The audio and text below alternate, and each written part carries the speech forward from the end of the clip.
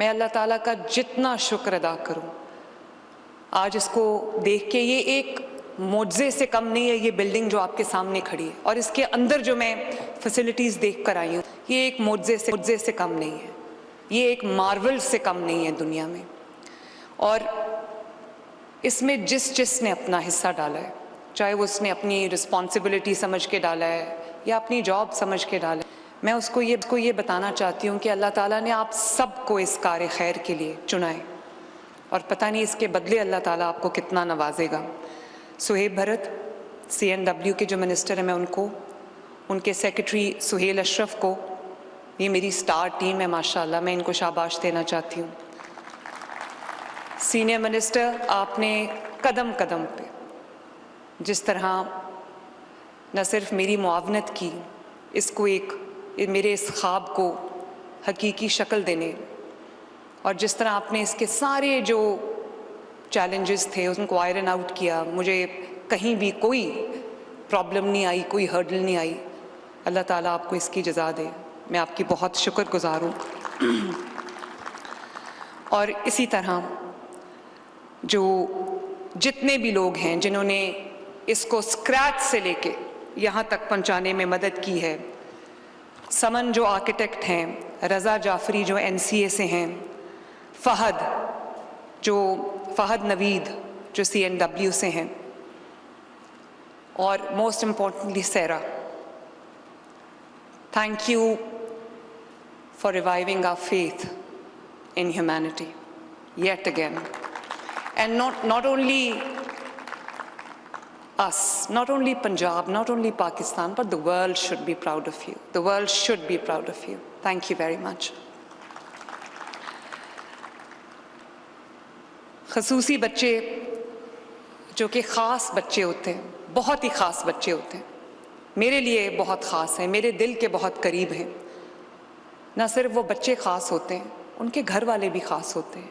ان کے جو ماں باپ ہیں وہ بھی خاص ہوتے ہیں. کیونکہ آپ کو ایک نارمل بچے کے پیرنٹس کو یہ اندازہ ہی نہیں ہوتا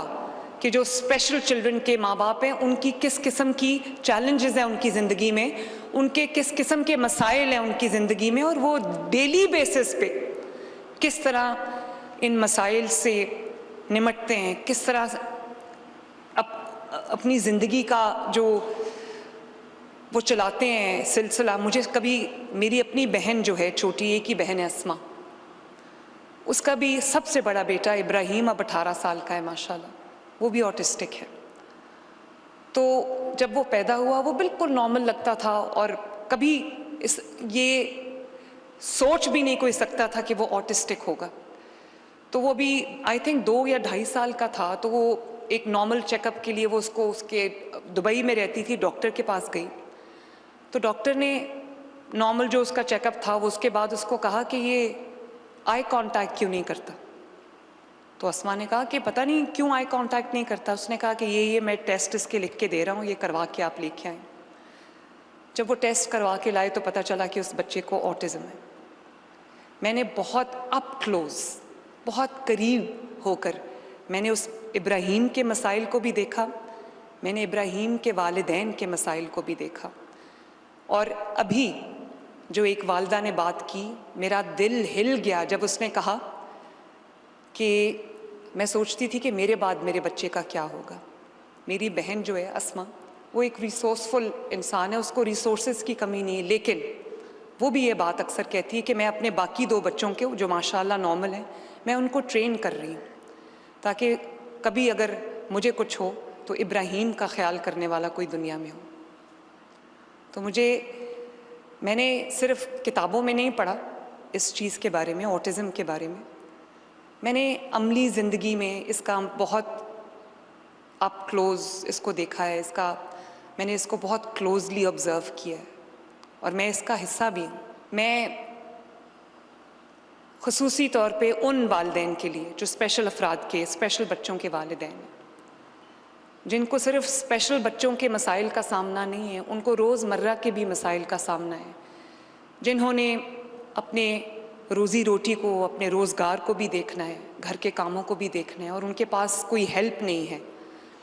ان کے جو وسائل ہیں وہ محدود ہیں، ان کے ریسورسز محدود ہیں، اور بہت سارے بچے ایسے ہیں، آٹزم کی بہت اقسام ہیں، بہت ٹائپس ہیں آٹزم کی، مائلڈ سے لے کے ماڈریٹ، اور ماڈریٹ سے لے کے بہت جو ہائپر ہو جاتا ہے. تو کئی بار تو ماں باپ کو پتہ ہی نہیں چلتا کہ بچے کو آٹزم ہے، وہ ان کو ان کا ایک یونیک ان کا حصہ سمجھ کے یا اس بچے کی طبیعت کا حصہ سمجھ کے ان کو پتہ ہی نہیں ہوتا کہ ہمارے بچے کو آٹزم ہے. میں آپ کو ابھی اپنی بہن کی جو بہت ریسورسفل ہے اس کی میں نے آپ کو بتائی کہانی، اس کو نہیں پتا تھا کہ اس کے بچے کو آٹزم ہے، اور آج تھیراپی کے بعد وہ بچہ ابراہیم جو ہے وہ لکھنا بھی سیکھ گیا ہے، وہ بولنا بھی، اپنی بات تھوڑی تھوڑی ایکسپریس کرنا سیکھ گیا ہے. کچھ بھی ہو تو وہ لکھ کے بتا دیتا ہے، اس کو 3 لیٹر ورڈز لکھنے آتے ہیں، 4 لیٹر ورڈز لکھنے آتے ہیں، تو کم از کم وہ اب تھوڑا بہت ایکسپریس کرنے لگا ہے. تو جو تھیراپی ہے اس سے بہت فرق پڑتا ہے. لیکن تھیراپی کے لیے ماں باپ کہاں جائیں، فیملیز کہاں جائیں، اور جن کے پاس وسائل نہیں ہیں وہ ان کے پاس حل یہی ہے کہ یا چارپائی سے بچوں کو باندھ دیں، یا 4 دیواری تک ان کو ایک قید خانے میں ڈال دیں، یا پھر ان کو گلی محلے میں، کیونکہ کئی دفعہ ماں باپ دونوں کام کرتے ہیں، مزدوری کرتے ہیں، محنت کرتے ہیں، اپنی زندگی کی جو کاروبار ہے اس کو چلاتے ہیں، تو ان کے پاس ملازم نہیں ہے یا ان کے پاس کوئی ہیلپ نہیں ہے کہ وہ ان کے بچوں کو گارڈ کرے. تو کئی دفعہ میں نے دیکھا ہے کہ ان بچوں کو گلی اور محلے میں وہ بچے اس طرح پھر رہے ہوتے ہیں کہ دیکھ کے کبھی کبھی خیال آتا ہے کہ کاش ان کے لیے بھی کوئی فیسلٹی بنی ہو. تو میں یہ سمجھتی ہوں کہ یہ جو ماں باپ ہیں ان کا حوصلہ چٹان کی طرح ہے. یہ روز ایک مشکل کو اپنے سامنے دیکھتے ہیں، ڈیل کرتے ہیں اس کے ساتھ، اس چیلنج سے نمٹتے ہیں. تو میں آج اگر ریاست نے ان ماؤں کا تھوڑا سا بوجھ بانٹا ہے تو مجھ سے زیادہ آج اس کمرے میں کوئی خوش نہیں ہے. ریاست کا کام جو ہے وہ صرف سڑکیں بنانا یا ٹرانسپورٹ دینا یا ہسپتال یا اسکول بنانا نہیں ہے. ریاست کا کام یہ بھی ہے کہ جہاں اس کا کوئی شہری مشکل میں ہو ریاست اس کی مدد کو پہنچے، اور وہ طبقات جو کسی طرح کی محرومی کا شکار ہیں، جو vulnerable sections of the society ہے، اگر وہ ریاست کی نظر میں نہیں ہے، ریاست ان کی پہنچ سے دور ہے، میری نظر میں اس سے بڑی ناکام ریاست اور کوئی نہیں ہے. تو بڑا اللہ تعالیٰ کا شکر ہے کہ انڈر ون روف یہ جو بلڈنگ آپ کے سامنے کھڑی ہے، انڈر ون روف اس میں تمام اسپیشلٹیز، تمام ایکسپرٹیز اس میں ماشاءاللہ موجود ہے. اور ابھی میں نے سنا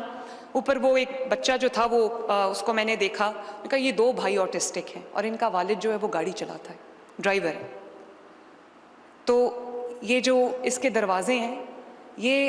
اور اس میں 95% سے زیادہ نادار طبقے کے لوگوں کے بچے ہیں، جو ان کا روزمرہ کے جو اخراجات ہیں یا ان کی جو اسپیچ تھیراپی ہے یا جو ان کی کوئی بھی تھیراپی ہے، ان کا علاج ہے، وہ افورڈ نہیں کر سکتے. یہ ان کے لیے ہے. اور میرے نظر میں کوئی امیر ہو یا غریب ہو، ریاست کی نظر میں تمام برابر ہیں، بلکہ جو لیس پریویلیجڈ ہیں میرے لیے، میرے دل کے زیادہ قریب وہ ہیں. ان کے جو مسائل ہیں شاید ہمیں اس کا ادراک بھی نہیں ہے، ہمیں اس کا اندازہ بھی نہیں ہے کہ وہ بول نہیں پاتے، سمجھا نہیں پاتے، اور جب وہ سمجھا نہیں پاتے تو میں نے ان کی جو ایک فرسٹریشن ہے پھر اس فرسٹریشن میں وہ اپنے آپ کو نقصان پہنچاتے ہیں، اپنے آپ کو مارتے ہیں، شور نہیں سن سکتے، اپنے کان بند رکھتے ہیں، اور لائٹ ان کو کئی دفعہ بری لگتی ہے، یا جو ایک بہت ڈارک کلرز ہوتے ہیں وہ ان کو تکلیف پہنچاتے ہیں. تو میں یہ جو سینٹر بنایا ہے، سینٹر فار آٹزم،